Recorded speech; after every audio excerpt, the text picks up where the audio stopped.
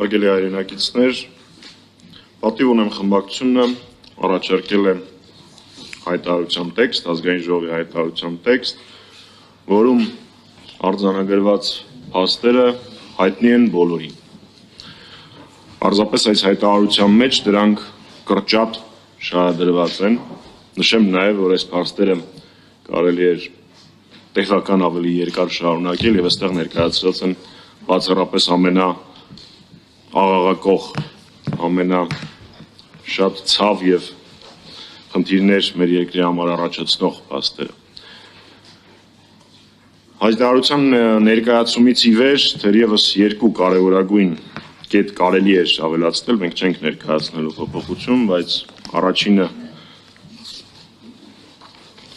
երկրորդ կետով արտաքին քաղաքականություն, արկածախնդրություն եւ զիջում բաժնում կարելի է ավելի մանրամասն ներկայացնել այն անորոշությունները, որոնք առաջացել են Վաշինգտոնյան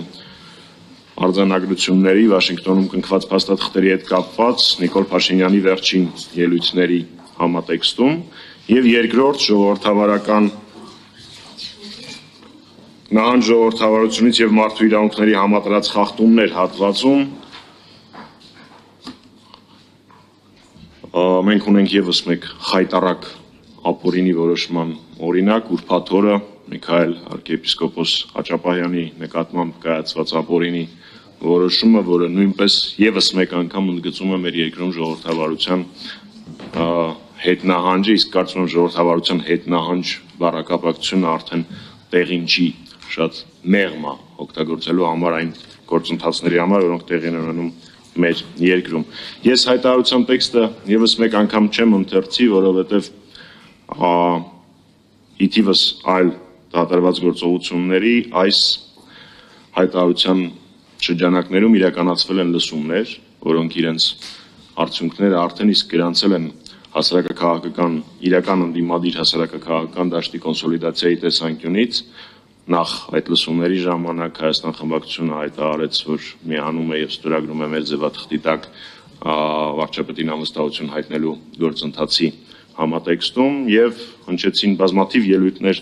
արտախորհրդարանական քաղաքական ուժերի, հասարակական միավորների ներկայացուցիչների կողմից։ Ես ճիշտ ասած վերջին շրջանում նմանօրինակ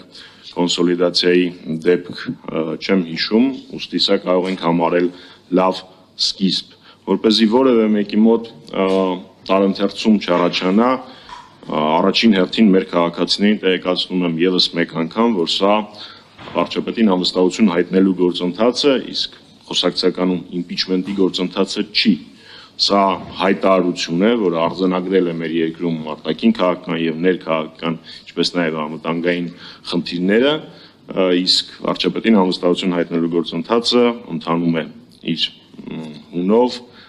եւ դա բացառապես լրիվ այլ գործընթաց է, այսինքն որևէ մեկի մոտ տպավորություն չառաջանա եւ այս երկու գործընթացները իրար հետ շփոթեն, որովհետեւ նույնիսկ մամուլում տեսնում էի, որ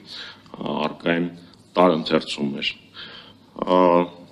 Ես ավարտեցի ներկայացումը, պարոն Վարդանյան։